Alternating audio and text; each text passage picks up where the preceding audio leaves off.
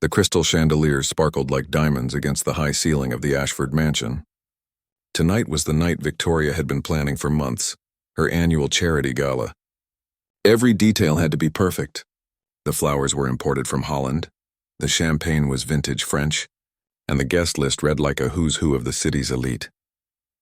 Victoria stood near the grand staircase in her emerald green gown, greeting guests with practiced smiles and air kisses. At 52, she had built an empire in real estate, turning rundown properties into luxury developments. She was used to getting what she wanted, when she wanted it, and tonight she wanted everything to run like clockwork. In the kitchen, Maria moved quickly between tasks. She'd been Victoria's housekeeper for nearly 8 years now. Her hands were red from washing dishes and her feet ached in the sensible black shoes she always wore for these long events. But she didn't complain. This job paid better than anything else she could find, and it helped her take care of her son. Her boy, 16-year-old Daniel, was helping out tonight too. Victoria had agreed to pay him extra to handle the coat check and assist wherever needed. Daniel stood by the entrance in his one good button-down shirt, carefully hanging up fur coats and designer jackets that probably cost more than his family's rent. The evening was going smoothly until about 9 o'clock. That's when Mr. Pemberton, the hired pianist, suddenly clutched his stomach and turned pale. Within minutes, he was in the bathroom, violently ill from something he'd eaten earlier. The music stopped abruptly, leaving an awkward silence in the grand ballroom. Victoria's face tightened with frustration. Background music was essential for these events. Without it, guests would actually have to talk to each other, and the atmosphere would lose its sophisticated edge. She rushed to find her event coordinator. "Get someone, anyone. Call every pianist in the city if you have to," Victoria hissed, trying to keep her voice down so guests wouldn't notice the crisis. The coordinator made frantic phone calls, but it was a Saturday night. Every professional musician was already booked. Victoria felt her carefully planned evening slipping through her fingers like sand. That's when Maria appeared at her elbow, timid but determined. "Excuse me, Mrs. Ashford, I'm sorry to interrupt, but my son plays piano." Victoria turned to look at Maria as if seeing her for the first time that evening. "Your son?" The boy at the coat check. "Yes, ma'am, Daniel. He's been playing since he was 10. He's quite good, actually. Maybe he could—" Fine, whatever. Just get him to play something in the background until we can find a real replacement," Victoria said, already turning away to smile at an approaching donor. She didn't even wait for Maria's response. Maria found Daniel in the entrance hall, carefully arranging coats by number. "Danny, Mrs. Ashford needs you to play the piano for a bit." The professional pianist got sick. Daniel's eyes went wide. "Mom, that's a Steinway grand piano. I've only ever played on our keyboard at home." "What if I mess up?" "You won't mess up. Just play what you know. Play from your heart like you always do." Maria squeezed his shoulder. She believed in her boy, even if nobody else in this mansion did. Daniel's hands were shaking as he walked into the ballroom. The piano sat on a small raised platform, gleaming black under the soft lighting. It was the most beautiful instrument he'd ever seen up close. He'd watched videos of concert pianists playing Steinways, dreaming of what those keys might feel like under his fingers. The wealthy guests barely glanced at him as he sat down on the bench. To them, he was just part of the help, the same as the waiters carrying trays of champagne or the valets parking their expensive cars. Nobody expected anything special. Victoria had already returned to her conversation with the Hendersons, a couple who'd donated $50,000 last year. She'd forgotten about the maid's son the moment she'd walked away. In her mind, he was just filling space until a proper solution arrived. Daniel adjusted the bench and looked down at the keys. His heart was pounding so hard he could hear it in his ears. This wasn't his little keyboard with its plastic keys and tinny sound. This was a real piano, a professional instrument worth more than everything his family owned combined. He thought about all those nights in their cramped apartment, practicing on the keyboard his mom had bought him from a pawn shop for his 10th birthday. He thought about watching countless YouTube videos, teaching himself to read music, spending hours learning pieces by musicians who'd trained at fancy schools with real teachers. Nobody here knew about those hours. Nobody knew that music was the only thing that made sense to him, the only place where he felt like he belonged. At school, he was just another kid. At work, he was just another employee stocking shelves. But when he sat at a piano, any piano, he became someone else entirely. Daniel took a deep breath and placed his fingers on the keys. The touch was incredible, smooth, responsive, perfect. He started with something simple, a Chopin nocturne he knew by heart. The sound that came from the Steinway was like nothing he'd ever experienced. Rich, warm, filling the entire ballroom with a beauty that made his chest ache. He played carefully at first, keeping it soft and in the background like Victoria had wanted. The guests continued their conversations, their laughter and small talk mixing with the gentle melody. But Daniel couldn't help himself. The piano was too magnificent, the opportunity too rare. His fingers began to move with more confidence, more passion. He transitioned into a piece he'd been working on for months, something more complex, more demanding. Rachmaninoff, his music teacher at school, the only one who'd ever noticed his talent, had told him he wasn't ready for Rachmaninoff yet. But Daniel had practiced anyway, staying after school to use the old upright piano in the music room, working through each difficult passage until his fingers knew them by memory. Now, those hours of secret practice came flooding back through his hands. The music grew stronger, more powerful. It wasn't background noise anymore. It was becoming something that demanded attention, something that couldn't be ignored. A few guests near the piano stopped talking and turned to look. Then a few more. The conversations began to fade like lights dimming in a theater. Someone shushed their companion. Another person moved closer to see better. Daniel was lost in the music now, not noticing the growing attention. His eyes were closed, his body swaying slightly with the emotion of the piece. Every note was perfect, every phrase shaped with an understanding that seemed impossible for someone so young. Someone who'd never had a real lesson, someone who'd learned everything from a phone screen and a cheap keyboard. And across the room, Victoria's champagne glass stopped halfway to her lips. She turned toward the piano, her conversation with the Hendersons forgotten. Her eyes widened as she really listened for the first time. That wasn't background music. That was something else entirely. Something extraordinary. Something she'd never expected to hear in her ballroom. And certainly not from the boy who'd been hanging up coats just minutes ago. The music flowed through the ballroom like water finding its path. Daniel's fingers moved across the keys with a confidence he didn't know he possessed. The Steinway responded to his every touch, bringing the Rachmaninoff piece to life in ways his little keyboard at home never could. More guests stopped talking, then more. The wave of silence spread through the crowd like ripples on a pond. People turned from their conversations, champagne glasses forgotten in their hands. Even the waiters slowed their movements, careful not to make noise that might interrupt what they were hearing. Victoria stood frozen near the marble column where she'd been discussing donation amounts with the Hendersons. Her mouth had gone dry. She'd heard this piece before, Rachmaninoff's Piano Concerto No. 2, one of the most technically demanding works in classical music. She'd paid a renowned pianist $12,000 to perform it at her gala 3 years ago. But this was different. The boy wasn't just hitting the right notes. He was telling a story with the music, pulling emotions from the piano that Victoria didn't even know existed. There was longing in those notes and hope, and something that felt like years of dreams pressed into every chord. Mr. Henderson leaned over to his wife. "Good Lord, where did Victoria find this pianist?" "He's extraordinary."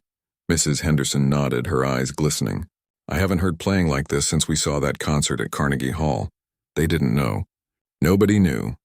They thought Victoria had somehow discovered this prodigy, that she'd been clever enough to book such remarkable talent. The truth was so much more uncomfortable. Across the room, Maria stood in the doorway to the kitchen, her hands pressed to her mouth. Tears ran down her cheeks, but she didn't wipe them away. She'd heard her son play 1,000 times in their apartment, with neighbors banging on the walls telling him to keep it down. She'd heard him on that tinny keyboard with its stuck keys and broken pedal. But this, hearing him on a real piano, in a room full of people who finally listened, it was almost too much for her heart to bear. Daniel moved through the difficult passages like he'd been born to play them. His hands crossed and recrossed, reaching for notes at opposite ends of the keyboard. The music built and built, growing more intense, more passionate. Sweat beaded on his forehead, but he didn't slow down. In his mind, he wasn't in the Ashford mansion anymore. He was somewhere else entirely, somewhere the music took him. He was in all those lonely nights practicing, all those hours watching concert videos on his cracked phone screen, All those dreams of one day playing on a stage where people actually cared about the music instead of just walking past. An elderly woman in pearls and a silver gown dabbed at her eyes with her napkin. A businessman who'd spent the whole evening checking his phone finally put it away and moved closer to the piano. A young couple held hands, swaying slightly to the music. Victoria's event coordinator appeared at her elbow. "Mrs. Ashford," she whispered, "I managed to reach 3 different pianists, but they're all saying it'll be at least an hour before anyone can get here. Should I tell them not to bother?" Victoria didn't answer. She couldn't. She was watching Daniel's face as he played, really watching him for perhaps the first time since he'd started working at her home. He looked transported, lost in something beautiful that she couldn't quite understand but could definitely feel. The music reached its crescendo. Daniel's whole body moved with the force of it, his fingers flying across the keys so fast they seemed to blur. The sound filled every corner of the massive ballroom, echoing off the high ceilings, vibrating through the floor. Then gradually it softened. The intensity gave way to something gentler, more reflective. Daniel played the final measures with a tenderness that made the silence in the room even deeper. People held their breath, not wanting to break whatever spell had been cast. The last note rang out pure and clear, then faded into nothing. For a moment, nobody moved. The silence stretched out like glass about to shatter. Then someone started clapping, then another. Then the entire ballroom erupted in applause that was almost as loud as the music had been. People weren't just clapping politely like they did at fancy events. They were really applauding, some even standing up, genuine appreciation written across their faces. Daniel opened his eyes and reality crashed back in. He looked out at the crowd of wealthy strangers, all of them looking at him, and panic seized his chest. His hands began to shake again. He stood up from the bench too quickly, nearly knocking it over.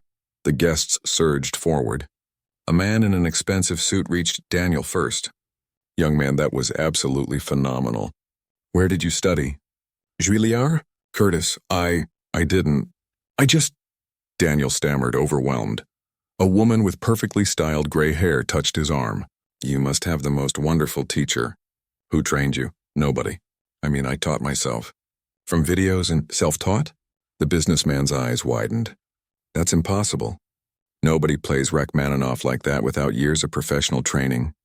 More people crowded around, all wanting to know his story, asking for his contact information, talking about conservatories and competitions. Daniel looked desperately toward the kitchen doorway where his mother stood, needing her to rescue him from all this sudden attention. But Victoria saw her first. She saw Maria standing there with tears on her face, saw the pride and love radiating from her like sunlight, and something twisted in Victoria's stomach. Guilt, shame, regret. She couldn't quite name it. For 8 years, Maria had worked in this house. 8 years of cleaning Victoria's bathrooms, washing her dishes, organizing her closets. How many times had Maria mentioned her son? How many little comments about his interests, his dreams, his passion for music had Victoria completely ignored? She tried to remember. There had been something about a school concert, hadn't there? 2 years ago, maybe 3. Maria had asked to leave early one Friday evening. Something about Daniel's performance at his high school. Victoria had said yes, of course, but she hadn't asked any questions. Hadn't cared enough to ask. And all this time, this gift had been right here. This extraordinary talent had been hanging up coats in her entrance hall, helping his mother carry groceries to the kitchen, probably listening to her guests talk about the expensive concerts they attended and the musicians they'd seen. Excuse me. A tall man with silver temples pushed through the crowd around Daniel. Victoria recognized him immediately. Richard Chen, board member of the Preston Conservatory of Music, one of the most prestigious music schools in the country. "Son, I need your contact information. We should talk about your future." Daniel looked completely lost. He nodded, trying to write his phone number with shaking hands on the business card Mr. Chen offered him. Victoria finally moved. She walked toward the crowd, her heels clicking on the marble floor. People parted for her automatically, recognizing the hostess. She reached Daniel just as another guest was asking him about entering international competitions. "Everyone, please," Victoria said, using her commanding business voice. "Let's give the young man some air. There will be time for conversations later." The crowd reluctantly stepped back, though people continued to stare at Daniel with newfound interest and respect. Victoria stood next to him, playing the role of gracious hostess, but inside she felt hollow. Daniel looked at her with grateful eyes. "Thank you, Mrs. Ashford. I'm sorry if I played too loud, or—" "Don't apologize," Victoria cut him off. The words felt strange in her mouth. You played beautifully." It was the least she could say, and somehow it felt like nowhere near enough. 3 days had passed since the gala, but Victoria couldn't stop thinking about it. She sat in her home office staring at her computer screen without really seeing it. The spreadsheet full of property investments that usually captured all her attention felt meaningless today. She kept replaying that moment in her mind. Daniel at the piano, the look on his face, the music that had somehow exposed something in her she didn't want to see. Her phone buzzed with another text message. It was Patricia Wong, one of her wealthy friends who'd attended the gala. "Victoria, darling, you must tell me where you found that incredible pianist. Richard Chen from Preston Conservatory hasn't stopped talking about him. Brilliant move keeping that talent under wraps until the perfect moment." Victoria set down her phone and rubbed her temples. Everyone thought she'd discovered Daniel, like he was some investment opportunity she'd been clever enough to recognize.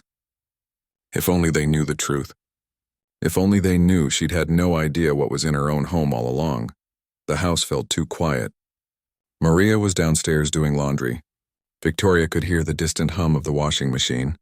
She wondered what Maria was thinking. Had she been hurt that Victoria never asked about Daniel? Had she tried to tell her about his talent over the years, only to be met with polite disinterest? Victoria pulled up her laptop and typed Daniel Santos piano into the search bar, though she wasn't sure what she was looking for. Nothing came up except some general results about piano lessons. Of course nothing came up. How could someone be that talented and have no online presence? No performances recorded, no competitions won, no recognition at all? She typed another search. Preston Conservatory tuition. The number that came up made her blink. $65,000 per year, for 4 years. That was more than $250,000 for a music education. She thought about Maria's salary. The amount Victoria paid her in a month wouldn't even cover 1 semester. Victoria closed her laptop. She felt sick. Meanwhile, across town in a small 2-bedroom apartment, Daniel sat on his bed staring at the business card Richard Chen had given him. He'd been looking at it for 3 days now, running his thumb over the embossed letters, Preston Conservatory. He'd dreamed about places like that since he was 12 years old. Schools where people understood that music wasn't just a hobby or something you did to pass time. Places where you could spend all day, every day learning and growing and becoming better. But dreams were just dreams when you couldn't afford them. His phone buzzed. Another message from a number he didn't recognize. Someone else from the gala wanting to talk about his promising career or asking if he had a manager. He'd gotten 7 calls and 12 messages in 3 days. Everyone suddenly wanted to know about him, to be connected to him. But none of them were offering what he actually needed. Daniel got up and walked to the corner of his room where his keyboard had sat. The empty space on the small desk made his chest hurt. The keyboard had finally died 2 days ago. Just stopped working completely. He'd tried everything. New batteries, different power cords, even taking it apart to see if something inside was loose. Nothing worked. It was just dead. His mom had cried when he told her. Not in front of him, but he'd heard her in her room that night. Quiet crying. The kind she did when she thought he was asleep. The kind she'd done after his dad left. After she'd taken on extra shifts. After she'd sacrificed everything to give him a chance at something better. There was a knock on his door. "Danny, can I come in?" "Yeah, Mom." Maria entered carrying a plate of food. She'd made his favorite, rice and beans with chicken. But Daniel noticed the portions were smaller than usual. Money was tight. It was always tight. "You need to eat something. You've barely touched your food for days," she said, setting the plate on his desk. "I'm not really hungry." Maria sat on the edge of his bed. She looked tired. There were dark circles under her eyes. "I've been thinking about Mr. Chen's offer. Maybe you should call him back. Talk about the conservatory." "Mom, we can't afford it." "You know we can't." He mentioned scholarships. "Even with a full scholarship, there are expenses. Housing, books, living costs. And the chances of getting a full scholarship?" Daniel shook his head. "Those go to kids who've been training with private teachers since they were 5. Kids who've won competitions. Kids whose parents have connections. You're just as talented as— It doesn't matter how talented I am if I can't even practice anymore, Daniel said, his voice sharper than he meant it to be. He gestured at the empty space where his keyboard used to be. That keyboard was all I had, and now it's gone. Even if I got into Preston somehow, I'd show up not having touched a piano in months. I'd be so far behind I'd never catch up. Maria's eyes filled with tears. I'm sorry, baby. I'm so sorry. I've been trying to save for a new one, but— No, Mom, don't. Daniel went to her quickly, sitting beside her on the bed. Don't apologize. You've done everything for me. Everything. This isn't your fault. I just want you to have what you deserve. What you've worked for. I know. But some things just aren't meant to be. The words felt like glass in his throat. He'd been telling himself this for days, trying to make himself believe it. But watching his mom cry made it all worse. Back at the mansion, Victoria stood outside Maria's work area in the laundry room. She'd walked down here without really deciding to, her feet carrying her while her mind was elsewhere. She watched Maria fold towels with practiced efficiency, the same hands that had raised a prodigy, that had somehow afforded a keyboard for her son on a housekeeper's salary, that probably did side jobs Victoria didn't even know about to make ends meet. Maria, Victoria said, and Maria jumped slightly, not having heard her approach. Mrs. Ashford, I'm sorry I didn't hear you come down. Do you need something? No, I just— Victoria trailed off. What could she say? I'm sorry I never paid attention to your life. I'm sorry I never asked about your son, even though he's clearly the most important thing in your world. Instead, she said, your son played beautifully the other night. Thank you, Mrs. Ashford, that means a lot. I'm sorry if it caused any problems with your guests or— No problems. Everyone loved it. Victoria paused. How long has he been playing? Maria's face lit up the way it always did when someone asked about Daniel. Since he was 10. He saw a video of someone playing piano and said that's what he wanted to do. I saved up and got him a keyboard from a pawn shop for his birthday. He taught himself everything from videos on the internet. He never had real lessons. We couldn't afford them. The music teacher at his school helps him sometimes, lets him use the piano after classes, but mostly he just figures it out on his own. Victoria felt that sick feeling again. He must practice a lot. Maria's smile faded just slightly. He did. His keyboard broke a few days ago. We're trying to save up for a new one, but— She didn't finish the sentence. She didn't need to. Victoria nodded slowly. There was so much she wanted to say, but the words stuck in her throat. Years of never asking questions, never seeing what was right in front of her. It had built a wall between them that she didn't know how to climb over. I'll let you get back to work, Victoria said finally, already turning to leave. Mrs. Ashford? Maria called after her. Victoria stopped. Thank you for giving Danny a chance that night. It meant the world to him. To both of us, Victoria couldn't turn around. Couldn't let Maria see her face. Because Maria was actually thanking her when Victoria had done nothing, less than nothing. She'd dismissed Daniel without a second thought, treated him like background noise, and only sheer accident had let anyone hear what he could do. You're welcome, Victoria managed to say, and the lie tasted bitter. She climbed the stairs back to her office, each step feeling heavier than the last. In her mind, she kept seeing Daniel's face at the piano, kept hearing Maria's gratitude for something Victoria didn't deserve, and she kept thinking about that empty space where a keyboard used to be. Victoria spent the next week in a fog. She went through the motions of her daily routine, business meetings, conference calls, reviewing contracts, but her mind was elsewhere. Every time she walked past the music room in her mansion, she stopped and stared at the grand piano sitting there untouched. She'd bought that piano 6 years ago. It cost $90,000. She'd purchased it because the interior designer said every proper estate needed a music room, that it showed culture and refinement. Victoria had played piano as a child, but she hadn't touched those keys in years. Maybe a handful of times since she bought it. $90,000 gathering dust. She thought about Daniel's broken keyboard. About him sitting in his small apartment with nothing to practice on, his talent slowly fading from lack of use. It made her stomach turn, but every time she thought about helping, something stopped her. Pride maybe, or fear. Fear of admitting how wrong she'd been, how blind. If she helped Daniel now, everyone would know she hadn't recognized his talent before. They'd know she'd had a prodigy working in her home and never noticed. Her business instincts told her to stay out of it. Don't get involved. It wasn't her responsibility. Maria and Daniel's struggles weren't her problem to solve. But another voice, quieter and harder to ignore, kept whispering that maybe they should be. Victoria was in her home office when she heard it. Maria's voice coming from the hallway outside. She was on her phone and she sounded upset. I know, Mama, I know. But what else can I do? I can't pull him out of school to work full-time. He needs to graduate. There was a pause. A second job? I'm already here 12 hours a day. When would I sleep? Victoria felt frozen in her chair. She knew she shouldn't be listening, but she couldn't move. The conservatory deadline is in 6 weeks, Maria continued, her voice cracking. He can't even audition without being able to practice. That board member gave him his card, but what's the point? We can't afford a piano, and now we can't even afford a keyboard. I failed him, Mama. I failed my boy. The sound of Maria crying, really crying, made something break inside Victoria. She'd heard Maria sound tired before, stressed before, but never like this. Never this defeated. Maria's footsteps moved away down the hall, her voice fading. Victoria sat in her leather chair in her expensive office in her mansion, surrounded by everything money could buy, and felt smaller than she'd ever felt in her life.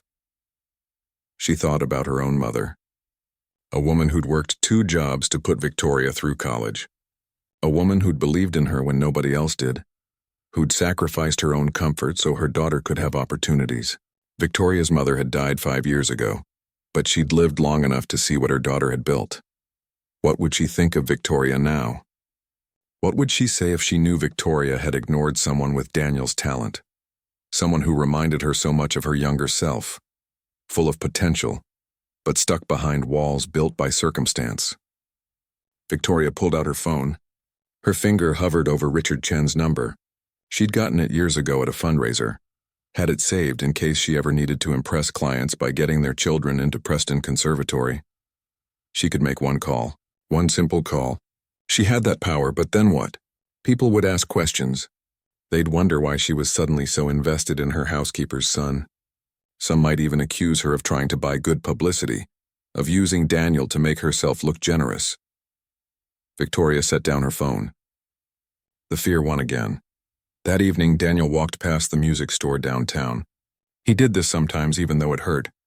The window displayed beautiful instruments, violins, guitars, and in the center a gorgeous upright piano with a price tag that made his eyes water.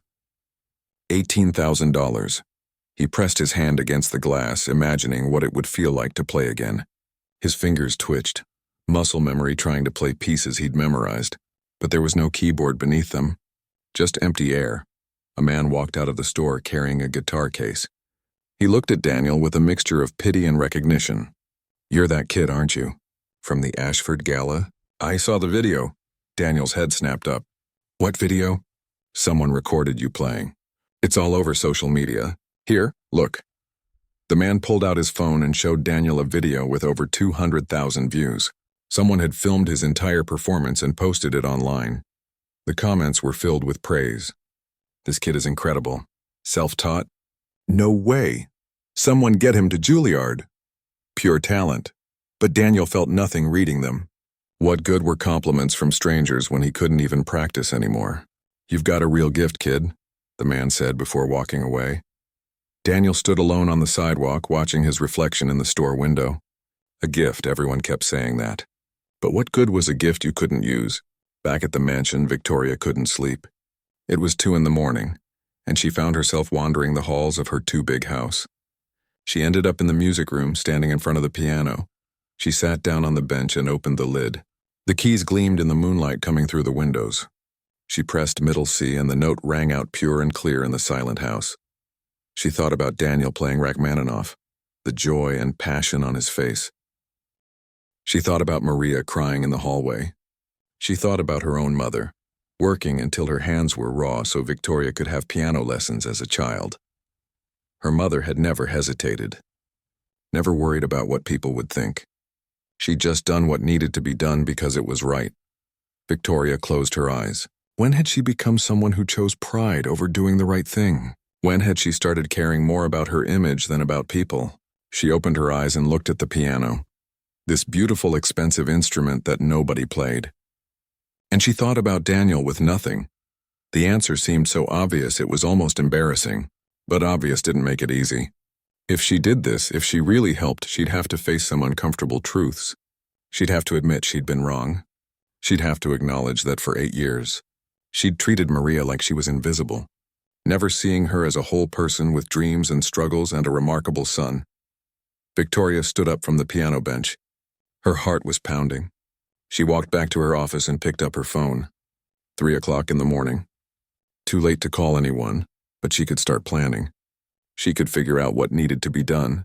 The question was, did she have the courage to actually do it? She thought about Maria's voice in the hallway. I failed him. No, Victoria thought. I failed him. I failed both of them, but maybe it wasn't too late to fix that. She sat down at her desk and opened her laptop. The Preston Conservatory website glowed in the darkness. Application deadline 6 weeks. Audition requirements: 1 classical piece, 1 contemporary piece, submitted by video or performed in person. Victoria started making a list. First, Daniel needed access to a piano. Second, he needed coaching for his audition. Third, he needed someone to navigate the financial aid system. Fourth, she stopped. This was bigger than just helping him apply. This was about actually giving him a real chance. Not just opening a door and hoping he could walk through it, but helping him every step of the way. It would mean getting involved. Really involved. It would mean people asking questions. It would mean admitting things she didn't want to admit. Victoria stared at her list for a long time. Then she picked up her phone and started typing an email to Richard Chen. Her hands were shaking, but she didn't stop. The email sat in her drafts folder, unsent. Victoria's finger hovered over the send button. Tomorrow, she told herself. I'll decide tomorrow. But deep down, she already knew what she had to do. The only question was whether she'd find the strength to actually do it. Victoria didn't sleep that night. By the time the sun came up, she'd made her decision. She pressed send on the email to Richard Chen, then made 3 more calls before 7 in the morning. There was no point in overthinking anymore. Either she was going to help or she wasn't. And she'd already wasted too much time choosing herself over doing what was right. At 8 o'clock, she walked downstairs to find Maria preparing breakfast in the kitchen. Maria, do you have a moment? Maria turned, surprised. Victoria rarely came to the kitchen and never this early. Of course, Mrs. Ashford, is something wrong? No, actually, I need to talk to you about Daniel. Victoria took a breath. I'd like him to use my music room. The piano.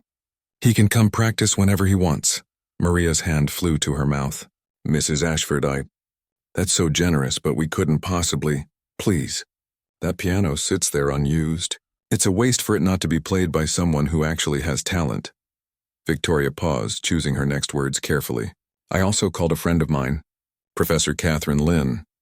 She teaches piano at the university and she's agreed to give Daniel lessons. Pro bono. Maria's eyes filled with tears. I don't understand. Why would you do this? It was the question Victoria had been dreading. The honest answer was complicated and uncomfortable. Because I was wrong. Because I ignored you both for years. Because I'm trying to be better than I've been. But what she said was simpler. Because your son has a gift that deserves to be nurtured. And because I have resources sitting unused while he has talent going to waste. It seems like a problem with an obvious solution. Maria wiped her eyes with the back of her hand. I don't know what to say.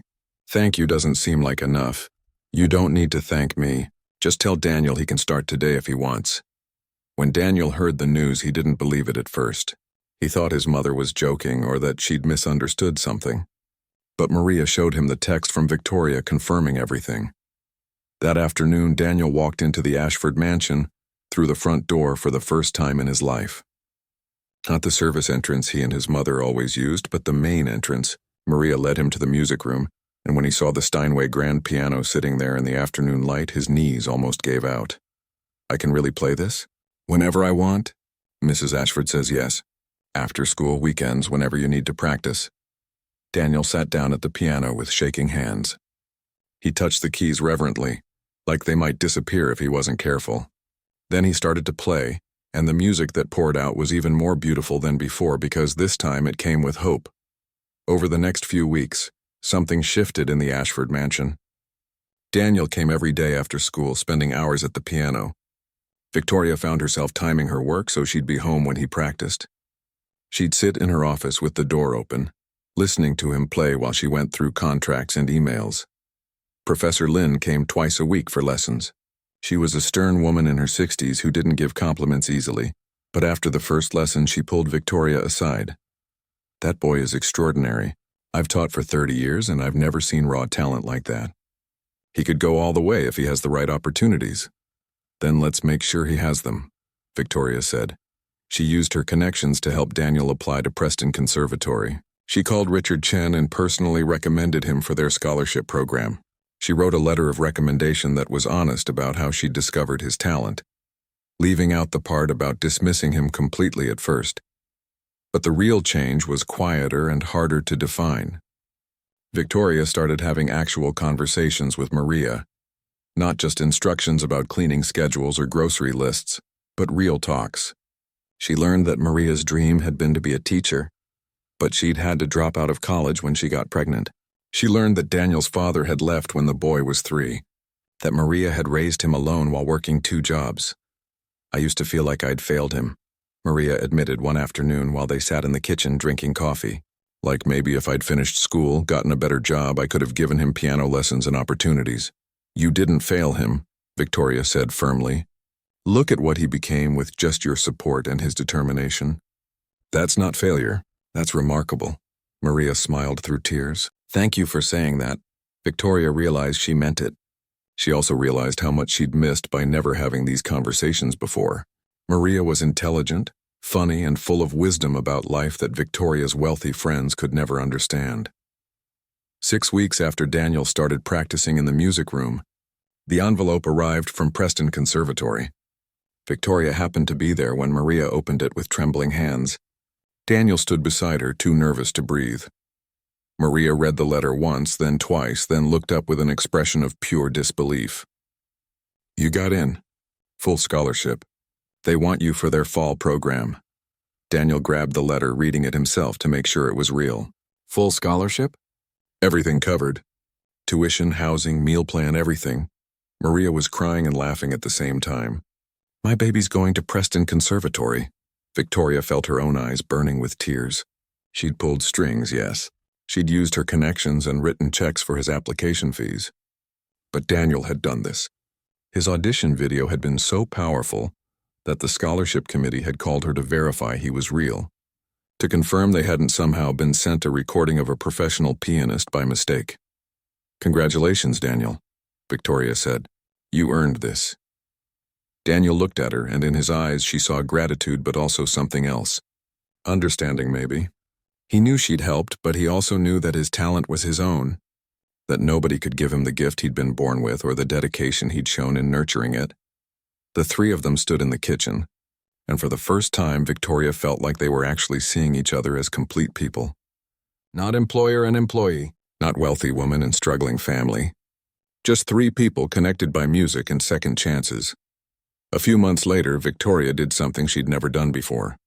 She established a scholarship fund called Unheard Voices for talented young people from low-income families.